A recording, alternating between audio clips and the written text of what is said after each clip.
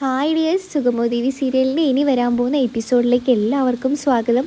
അങ്ങനെ ദേവികയും നമ്മുടെ ഗിരീഷും ശാരികയും സിദ്ധാർത്ഥനും എല്ലാവരും കൂടെ ഒന്നടങ്കം നമ്മുടെ കെവിൻ്റെയും ഇസബെല്ലി ഋഷിയുടെയൊക്കെ പരിപാടികൾ തകർത്തെടുക്കാൻ വേണ്ടിയിട്ട് നിൽക്കുന്നുണ്ട്. എല്ലാവർക്കും കാര്യങ്ങളൊക്കെ മനസ്സിലായിട്ടുണ്ട്. പക്ഷെങ്കിൽ അതൊക്കെ നിയമത്തിൻ്റെ മുമ്പിൽ കൊണ്ടുവരണമെങ്കിൽ, കോടതി കയറ്റണമെങ്കിൽ തെളിവുകളാണ് വേണ്ടത്. അത് പിന്നെ ആരുടെയും കയ്യിൽ നിന്ന് നമുക്കങ്ങനെ കിട്ടാൻ പോകുന്നൊരു സാധനം അല്ലാത്തത് കൊണ്ട് തന്നെ ആദ്യം അത് തന്നെ ഉണ്ടാക്കണമെന്നായിരുന്നു സിദ്ധാർത്ഥൻ്റെ മറുപടി. സിദ്ധാർത്ഥൻ പറഞ്ഞതുപോലെ തന്നെ നമ്മുടെ ദേവിയും ശാരികയും അതുപോലെ തന്നെ ചെയ്യുന്നുണ്ട്. ശാരികയുടെ കൈവശമാണ് ഇപ്പോൾ കെവിൻ ഉള്ളത് എന്നുള്ള കാര്യം എല്ലാവർക്കും മനസ്സിലായിട്ടുണ്ട്. അപ്പോൾ ശാരികയോടായിട്ട് പറയുന്നുണ്ട്, കെവിനോട് എങ്ങനെയെങ്കിലും ആ സത്യത്തെക്കുറിച്ച് അറിയാൻ വേണ്ടി ശ്രമിക്കണം. കെവിൻ എന്തായാലും നിന്നോടത് പറഞ്ഞിരിക്കും. അതിൻ്റെ കാര്യങ്ങളും വഴികളൊക്കെ നിനക്കറിയാലോ, അതുപോലെ അങ്ങ് ചെയ്താൽ മതി എന്നൊക്കെ സിദ്ധാർത്ഥൻ പറയുന്നുണ്ട്. ഇവിടെ നമുക്ക് രക്ഷിക്കേണ്ടത് നിരപരാധിയായ എൻ്റെ മകനെയാണ്. അവനെ ഇങ്ങനെ ഒരു കൊലക്കയറിലോട്ട് കൊടുക്കാൻ എനിക്ക് എന്തായാലും പറ്റുകയില്ല. അവൻ അറിഞ്ഞ് ഒരാളെ കൊല ചെയ്തതാണെങ്കിൽ ഒരിക്കലും ഞാൻ അതിന് സപ്പോർട്ട് നിൽക്കില്ല. പക്ഷെങ്കിൽ ഇവിടെ അവനെ ചതിച്ചത് അവനേറെ വിശ്വസിക്കുന്ന അവൻ്റെ സുഹൃത്തുക്കൾ തന്നെയാണ്. അതൊരിക്കലും നടന്നൂടാ. നിൻ്റെ ചേച്ചിയുടെ ജീവിതം ഇല്ലാതാക്കിയതും ആ ഇസബെല്ലയാണ്. എന്തായാലും നിനക്ക് മാത്രമേ ഇവരുടെ അടുത്ത് പകരം ചോദിക്കാൻ കഴിയുള്ളൂ. നീയാണ് ഇപ്പോൾ അവൻ്റെ വലയിൽ വീണതെന്നാണ് അവൻ വിചാരിക്കുന്നത്. പക്ഷെങ്കിൽ അത് നേരെ തിരിച്ചാണെന്നുള്ള കാര്യം അവൻ ഓർക്കാത്തത് കൊണ്ട് തന്നെ നിനക്ക് കാര്യങ്ങളൊക്കെ എളുപ്പമായിരിക്കും. അപ്പോൾ ശാരിക പറയുന്നുണ്ട്, എന്തായാലും മക്കളെ ഞാനെല്ലാം തന്നെ മനസ്സിലാക്കിയിട്ടുണ്ട്. അതുപോലെ തന്നെ ഞാൻ ചെയ്തോളാം. ഇന്ന് ഞാൻ കെവിനെ കാണണമെന്ന് ആവശ്യപ്പെട്ടിട്ടുണ്ട്. കെവിൻ എന്തായാലും വരാമെന്ന് പറഞ്ഞിട്ടുണ്ട്. എനിക്ക് പറ്റുന്ന പോലെ എല്ലാ കാര്യങ്ങളും കെവിനിൽ നിന്ന് തന്നെ ഞാൻ അറിയാൻ വേണ്ടി ശ്രമിച്ചോളാം. അങ്ങനെ നമ്മുടെ കെവിനെ വിളിച്ചു വരുത്തുന്നുണ്ട് ശാരികയാണെങ്കിൽ. ശാരിക വിചാരിച്ചതുപോലെ തന്നെ കെവിൻ അത്ര നിസ്സാരക്കാരനൊന്നും അല്ലായിരുന്നു. കെവിനോട് ശാരിക അടുപ്പം കാണിക്കുമ്പോഴും കെവിന് ഇച്ചിരിയെങ്കിലും ഒരകൽച്ചയുണ്ട്. പക്ഷേങ്കിൽ ഇവളോട് എന്തിനാണ് ഞാൻ അകന്ന് നിൽക്കുന്നത്? ഇവളെ ഞാൻ കല്യാണം കഴിക്കാൻ വേണ്ടി പോകുന്നതല്ലേ. എല്ലാ കാര്യങ്ങളും ശാരികയോട് തുറന്നു പറഞ്ഞാലോ എന്ന് കെവിൻ 1000 വട്ടം ചിന്തിക്കുന്നുണ്ട്. പക്ഷേങ്കിൽ തൻ്റെ പേടി തന്നെ അവൾ ഇട്ടിട്ട് പോകുമോ എന്നുള്ളൊരു ഭയം കെവിൻ്റെ മനസ്സിലുണ്ടായിരുന്നു.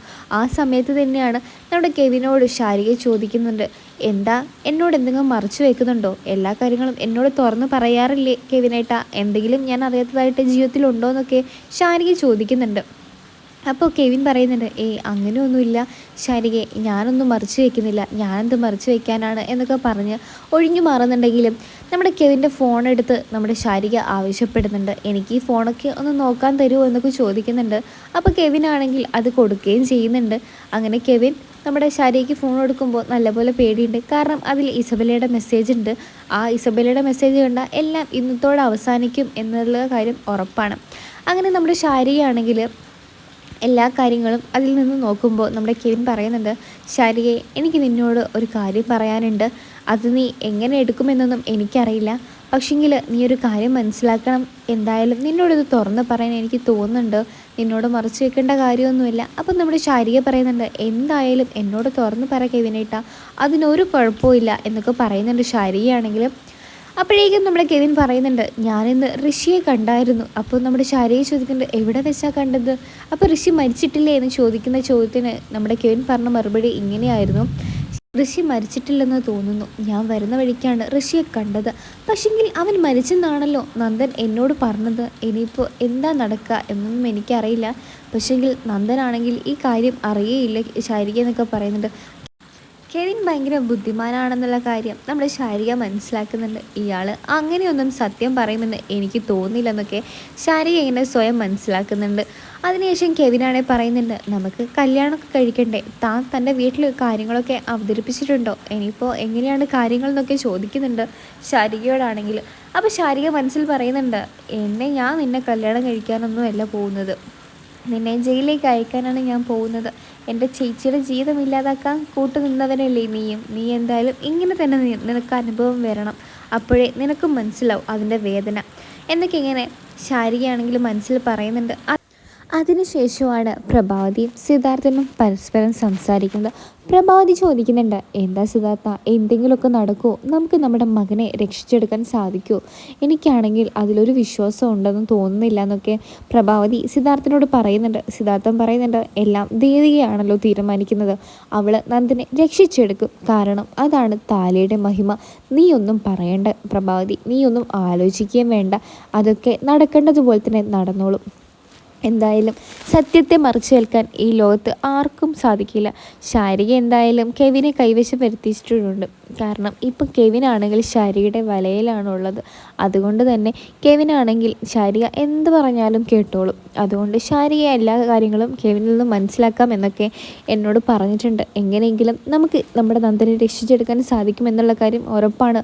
അത് നീ എന്തായാലും ഉറച്ചു വിശ്വസിക്കുക എന്നൊക്കെ സിദ്ധാർത്ഥൻ പ്രഭാവതിയോട് പറഞ്ഞ ആത്മവിശ്വാസം നൽകുന്നുണ്ട്. പ്രഭാവതിക്ക് പക്ഷെങ്കിൽ ഇതിലൊന്നും വലിയ വിശ്വാസം ഉണ്ടെന്ന് തോന്നുന്നില്ല എന്നുള്ള മട്ടിലാണ് പ്രഭാവതി ഇങ്ങനെ ഇരിക്കുന്നത്. അങ്ങനെ സിദ്ധാർത്ഥനാണെങ്കിൽ നമ്മുടെ ദേവികയെ വിളിക്കുന്നുണ്ട്. ദേവികയുടെ കാര്യങ്ങളൊക്കെ എവിടം വരെയായി, കാര്യങ്ങളൊക്കെ എന്തായി എന്നൊക്കെ ചോദിക്കുന്നുണ്ട്. അപ്പോൾ നമ്മുടെ ദേവിക പറയുന്നുണ്ട് അവളെന്തായാലും കെവിൻ്റെ അടുത്ത് പോയിട്ടുണ്ട്, ഇനി എന്തായാലും ബാക്കിയൊക്കെ അവൾ വന്നിട്ട് അറിയാൻ കഴിയുമോ വച്ചാൽ എന്നൊക്കെ പറയുന്നുണ്ട്. അതിന് ശേഷമാണെങ്കിൽ കെവിനും നമ്മുടെ അങ്ങനെ ശാരികയും കെവിനും ആണെങ്കിൽ കെവിനിൽ നിന്ന് ശാരികയ്ക്ക് ഇസബെല്ലയെക്കുറിച്ചും ഋഷിയെക്കുറിച്ചും അറിയണമെന്നുണ്ടായിരുന്നു. അങ്ങനെ ഫോണൊക്കെ എടുത്ത സമയത്ത് തന്നെ ഇസബെല്ലയുടെ ചാറ്റിൽ ഋഷിയുടെ നമ്പറും അതൊക്കെ അയച്ചിട്ടുള്ള കാര്യങ്ങളൊക്കെ അതിൽ തന്നെ ഉണ്ടായിരുന്നു. അതിനുശേഷം ഇസബെല്ല നമ്മുടെ കെവിൻ കാണാതെ ഇസബെല്ലയുടെ ചാറ്റും പിന്നെ ഋഷിയുടെ നമ്പറൊക്കെ നമ്മുടെ ശാരിക അതിൽ നിന്ന് എടുക്കുന്നുണ്ട്. എന്നിട്ട് ശാരികയാണെങ്കിൽ ഒരു ചെറു പുഞ്ചിരി നൽകി നമ്മുടെ കെവിനോട് യാത്ര പറഞ്ഞ് വീട്ടിലോട്ട് പോകുന്നതാണ് ശാരിക ചെയ്യുന്നത് തന്നെ. അതിനുശേഷം ശാരികയാണെങ്കിൽ കെവിൻ്റെ അടുത്ത് നിന്ന് ഇറങ്ങിയ ഉടൻ തന്നെ നമ്മുടെ ദേവിയെ വിളിച്ച് കാര്യം പറയുന്നുണ്ട്. ഋഷിയുടെ നമ്പർ ഞാൻ കെവിൻ്റെ ഫോണിൽ കണ്ടിട്ടുണ്ട്, അത് ശാരികയാണെങ്കിൽ കണ്ടുപിടിച്ചത് കൊണ്ട് തന്നെ നമ്മുടെ ദേവിക്ക് ഒരുപാട് സമാധാനമാവുന്നുണ്ട്. അപ്പോൾ ഋഷി മരിച്ചിട്ടില്ലെന്നുള്ള കാര്യം ഏകദേശം ഉറപ്പായിട്ട് എല്ലാവർക്കും മനസ്സിലാവുന്നുണ്ട്. അങ്ങനെ ഋഷിയെ കണ്ടുപിടിക്കാനാണ് ഇനി നമ്മുടെ അടുത്ത ലക്ഷ്യം എന്നൊക്കെ ഗിരീശനോട് ദേവിക പറയുന്നുണ്ട്. അപ്പോൾ ഗിരീഷ് ചോദിക്കുന്നുണ്ട് ഇതൊക്കെ നമുക്ക് തെളിയിക്കാൻ കഴിയുമോ എന്ന് ചോദിക്കുന്നുണ്ട്. ദേവിയുടെ അടുത്താണെങ്കിൽ ദേവിക പറയുന്നുണ്ട് തീർച്ചയായിട്ടും എന്തായാലും നമുക്കിതൊക്കെ തെളിയിച്ചേ കഴിയുള്ളൂ, അതുകൊണ്ട് തന്നെ ഇത് തെളിയുമെന്നാണ് എൻ്റെ വിശ്വാസം ഗിരിയേട്ട. എന്തായാലും അച്ഛനും നന്ദനും എല്ലാവരും ഗിരിയേട്ടനൊക്കെ എൻ്റെ കൂടെ ഉണ്ടല്ലോ. ശാരികയാണെങ്കിലൊക്കെ അവനെ എങ്ങനെയെങ്കിലും എന്തെങ്കിലും പറഞ്ഞ് സത്യം തുറന്നു പറയിപ്പിക്കും എന്നുള്ള വിശ്വാസം എനിക്കുണ്ട്. കാരണം അവളിപ്പോൾ വിളിച്ചിരുന്നു, അവൾക്ക് എന്തൊക്കെയോ എവിഡൻസ് കുറച്ച് കാര്യങ്ങളൊക്കെ കിട്ടിയിട്ടുണ്ട്. അത് വെച്ച് നമുക്ക് കാര്യങ്ങളൊക്കെ ഇനി അടിപൊളിയായിട്ട് തന്നെ കൊണ്ടുപോകാൻ കഴിയും. ഇനിയും കുറച്ച് തെളിവുകളൊക്കെ കൊണ്ട് നമുക്ക് കോടതിയിലോട്ട് പോകാം. നന്ദനെ അങ്ങനെ വിട്ടുകൊടുക്കാൻ ഞാൻ തയ്യാറല്ല ഇസബെല്ലയ്ക്ക്. ഏതൊരു പെണ്ണും ആഗ്രഹിക്കുന്നതല്ലേ ഞാനും ആഗ്രഹിക്കുന്നുള്ളൂ, എൻ്റെ ഭർത്താവ് എൻ്റേത് മാത്രമാണെന്നൊക്കെ പറഞ്ഞ് നമ്മുടെ ഗിരീഷിനോട് ദേവിക ഇങ്ങനെ സംസാരിക്കുകയാണ് ചെയ്യുന്നത് തന്നെ. അങ്ങനെ നന്ദനെ രക്ഷിക്കാൻ വേണ്ടി ദേവികയുടെ ശ്രമമാണ് നമുക്ക് ഈ ഒരു എപ്പിസോഡിൽ കാണാൻ സാധിക്കുന്നത് തന്നെ.